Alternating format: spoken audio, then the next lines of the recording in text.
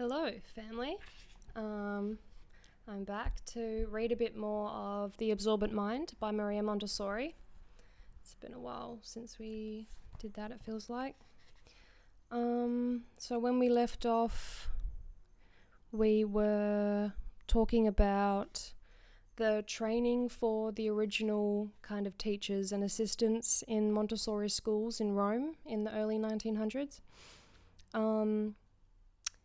So I'll just kind of read the last sentence we read. By helping the child, we become servers and collaborators with that nature which is creating him, and we find that his whole program of studies has already been laid down. How should I behave myself if, babbling in a foreign tongue, I wanted to say something specially important? I might well lose my temper, get angry, and even shout. The same thing happens with a child of 1 or 2.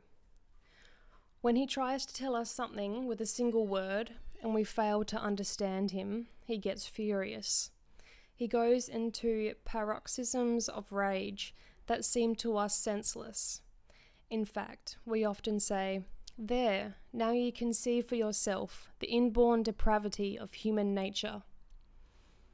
But this is a little man, misunderstood and battling towards his independence. Being possessed of no language, all he can do is show his exasperation. I feel like adults do that as well, just get very upset and frustrated when we can't get across the meaning of what we want to say. I feel like that's true for a lot longer than 1 or 2.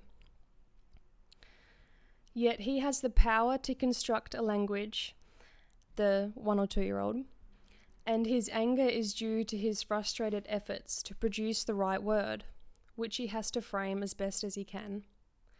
All the same, neither disappointments or misunderstandings can cause him to stop trying, and words somewhat resembling those in use begin gradually to appear.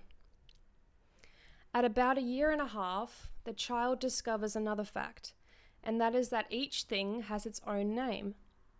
This shows that, from all the words he has learned, he has been able to single out the nouns, and especially the concrete nouns. What a wonderful new step to have taken.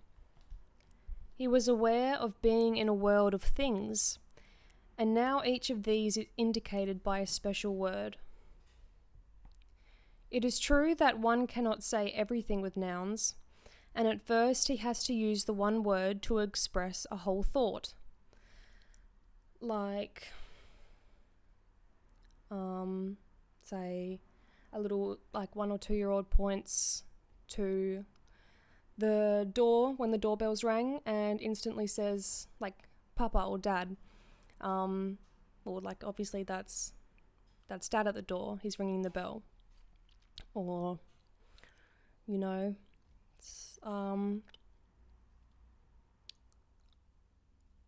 was I? Psychologists give much attention to these words the children use in place of sentences. They are called fusive words, or sometimes portmanteau words, one-word sentences. Portmanteau, different language. Seeing his supper prepared, the child says muppa, meaning, "Mummy, I want some supper." A marked feature of this condensed speech is that the words themselves become altered. Often the shortened form is united with some mimetic sound, as in bow wow for dog, or the word is invented. The whole effect is what we call baby talk. But it deserves far more study than it receives, and should receive, from those whose work is the care of children. Language is not the only thing the child is forming at this age. Among the others, there is his sense of order, and this is by no means something superficial or transient, as often supposed, but it springs from a real need. That reminds me of a story. I can't remember where I heard it. I think it was from a Montessori podcast I listened to. And it was the story of this mother and her, I think it was like 2 or 3 year old, going to a friend's house. And they met the friend, exchanged hellos and everything. And the mother's friend took off her coat and then just folded it and hung it over her arm, like in front of her, just holding it. And the little 2-year-old just suddenly started to cry immensely. And it was very confusing because they seemed fine before and they weren't obviously needing some like specific thing, like they didn't respond to asking for food or if they needed to go to the toilet or anything like that. But the kind of thing that clicked for the mother was that her friend had moved her coat somewhere that the child didn't really ever see it be put, and that need for order was calling to seeing a coat being put on someone's shoulders or on a hook. It was confusing for that not to be in the same place as it usually was.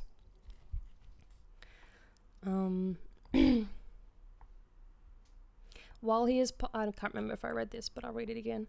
While he is passing through a phase of active construction of his psyche, the child often feels the deepest impulse to bring order into what, according to his logic, is a state of confusion.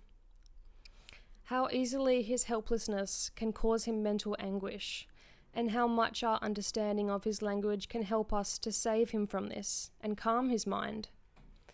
Although cases occur every day, I recall one I have mentioned before because it throws special light on this point. It is the story of a Spanish child who used to say go instead of abrigo, which means overcoat. Oh, that's so funny. This is the exact same story I just told. I forgot it was right next, but I will read it again in Maria Montessori's words. It wasn't on a podcast. It was from this book. The story of a Spanish child who used to say go instead of abrigo, which means overcoat, and palda instead of espalda, meaning shoulder. The child's 2 words, go and palda, sprang from a mental conflict which made him scream and struggle. The child's mother had, it was the mother, not her friend. The child's mother had removed her overcoat and laid it over her arm. Then the child began to shriek, and nothing could quiet him. At last I offered the mother a suggestion, namely to put her overcoat on again. This she did, and the child stopped crying at once, and said happily, go palda, which he meant, now it's all right, a coat should be worn on the shoulders. This story gives a very useful illustration of the child's wish for order and aversion to disorder.